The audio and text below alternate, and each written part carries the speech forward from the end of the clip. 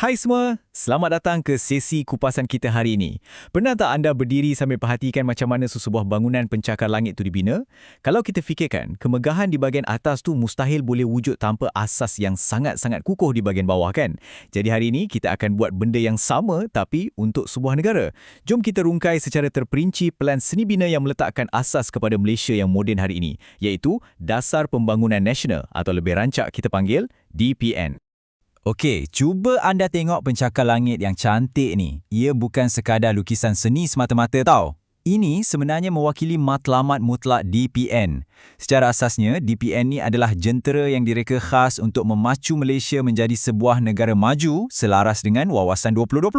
Matlamat utama dia, membina perpaduan negara menerusi pengagihan kekayaan yang adil dan pembangunan yang betul-betul seimbang. Okey, jom kita tengok garis masa ni sekejap. Pembangunan sesebuah negara ni ibarat lari berganti-ganti. Dasar Ekonomi Baru atau DEB dah mulakan langkah pertama dari tahun 1970 sampai 1990. Bila era tu tamat, beton diserahkan. Pada 17 Jun 1991, Perdana Menteri keempat kita waktu tu, Tun Dr. Mahathir Mohamad, rasmi melancarkan DPN. Ini adalah Plan Induk 10 tahun yang ambil alih tugas pembinaan negara kita sehingga tahun 2000. Dan ini dia pelan lantai kita untuk sesi kali ini. Kita akan mula dengan rangka tindakan 2020, lepas tu kita tengok 3 tonggak strategi. Seterusnya, kita kupas usaha membasmi kemiskinan, menyusun semula masyarakat dan kita tutup dengan pembangunan wilayah. Peta minda dah ada, jadi jom kita mula bina pemahaman kita. Kita terus masuk ke bahagian pertama, rangka tindakan untuk 2020. Kita tengok macam mana mereka meletakkan asas. Sebab DPN ni bukan bermula dari kosong tau. Ia sebenarnya sambungan gergasi kepada kejayaan dasar-dasar sebelum ni. Macam ni, satu-satu plan tu hebat macam mana pun takkan ke mana tanpa pelaksanaan yang betul. Setuju tak? DPN dibina secara praktikal, langkah demi langkah menerusi 2 fasa besar, Rancangan Malaysia ke-6 dan ke-7. Target utama dia adalah untuk satukan masyarakat, pastikan kestabilan sosial dan politik kita kukuh sambil rancakkan lagi ekonomi. Kira macam tapak asas yang wajib ada sebelum kita boleh pacak dinding dan bumbung negara. Okey, asas dah kukuh. Sekarang kita beralih ke fasa kedua, iaitu membina kerangka. Jom kita tengok 3 strategi teras yang digunakan untuk realisasikan visi besar ni. Bina negara ini bukannya pasal duit semata-mata. DPN sangat jelas pasal ni. Sebab tu mereka seimbangkan 3 tonggak. Pertama, ekonomi. Sektor swasta dan teknologi kena main peranan besar. Kedua, sosial. Ini termasuklah pendidikan tanpa mengira kaum untuk lahirkan masyarakat yang berdisiplin. Dan yang ketiga, fizikal dan alam sekitar. Pembangunan tak bermaksud kita terpaksa musnahkan alam tau. Ia tentang sediakan kemudahan asas sambil manfaatkan teknologi hijau. Perbandingan dekat sini memang sangat menarik. Di satu sudut, kita nampak jentera moden digunakan untuk naik taraf pertanian tradisional kita. Di sudut yang lain pula, ada lonjakan dalam cara kita belajar. Daripada cara tradisional, beralih kepada e-pembelajaran digital untuk kanak-kanak, terutamanya golongan miskin. Ini pendekatan serampang gua mata yang cukup bijak. Hasil bumi kita tingkatkan dan minda rakyat pun kita tajamkan serentak. Baik, kita dah tengok strategi dari atas. Sekarang kita masuk bahagian 3, membasmi kemiskinan tegar.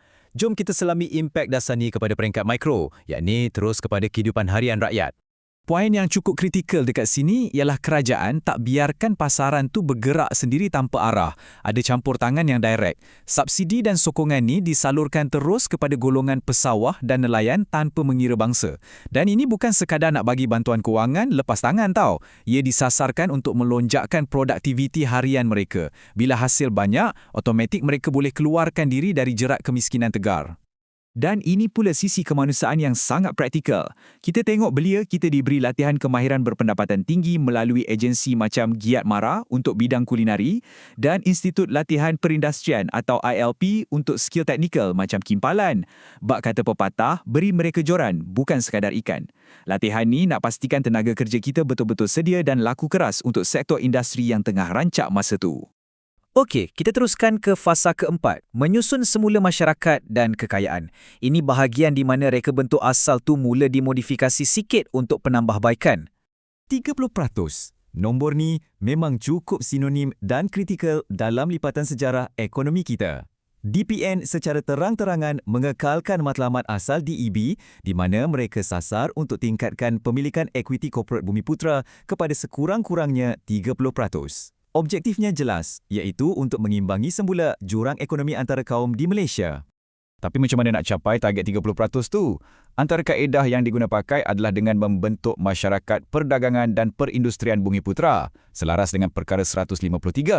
Kerajaan juga sediakan latihan pengurusan supaya mereka sedia masuk ke sektor moden. Pemberian kontrak dan lesen juga lebih teratur.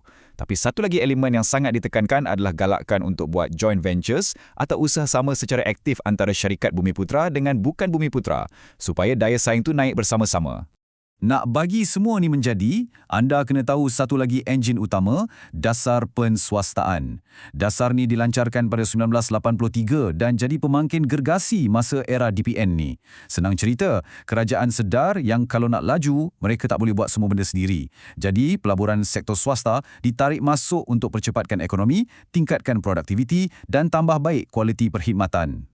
Dan ini visual yang cukup tepat untuk tunjukkan hasil dasar tu. Sebelah kiri, bangunan PKNS di Selangor dan kanan, bangunan MARA di KL. Agensi amanah macam MARA, Pernas dan PKN main peranan penting agihkan saham, projek yang diswastakan kepada Bumiputera. Tapi jangan tak tahu, peluang yang sama turut dibuka luas untuk bukan Bumiputera serta dalam projek-projek ni. Pendek kata, kerajaan nak pastikan semua pihak dapat rasai tempias kemajuan tu. Kita dah sampai ke fasa terakhir dalam rangka tindakan kita, memperluaskan pembangunan wilayah. Sebab kalau bina negara, kita kena pastikan tiada kawasan yang dianaktirikan. Strategi dekat sini memang bijak. Untuk elakkan pembangunan tertumpu di bandar besar je, DPN paksa supaya kilang-kilang dan industri diagihkan ke negeri yang kurang membangun. Bila kilang buka dekat luar bandar, secara natural ia cipta pusat ekonomi baharu. Dan bila ada ekonomi, automatik jalan raya, sekolah dan klinik pun terpaksa dibina dan ditambah baik untuk tampung kawasan tu. Untuk kawasan kampung pula, institusi macam MARDI dipertanggungjawabkan untuk rancakkan inovasi. Melalui konsep pertanian pintar, inovasi jadi senjata utama nak lonjakkan hasil tanaman. Ini bukan saja memajukan sektor agrikultur kita, tapi juga jadi alat paling berkesan untuk kurangkan jurang pendapatan antara orang kampung dengan orang bandar. Jadi, kita dah pun faham pelan lantainya dari makroekonomi sampailah kepada cerita pesawah dan belia di pusat latihan. Ini bawa kita kepada satu persoalan menarik. Bila anda keluar dan tengok bangunan pencakar langit hari ini atau guna kemudahan sekeliling anda, adakah anda rasakan ini semua kesan langsung daripada rangka tindakan DPN era 90-an tadi? Cuba fikirkan macam mana sejarah kejuruteraan ekonomi ini betul-betul bentuk realiti kehidupan kita hari ini. Terima kasih sebab luangkan masa bersama saya dalam kupacan kali ini. Teruskan meneroka dan sentiasa ingin tahu. Jumpa lagi.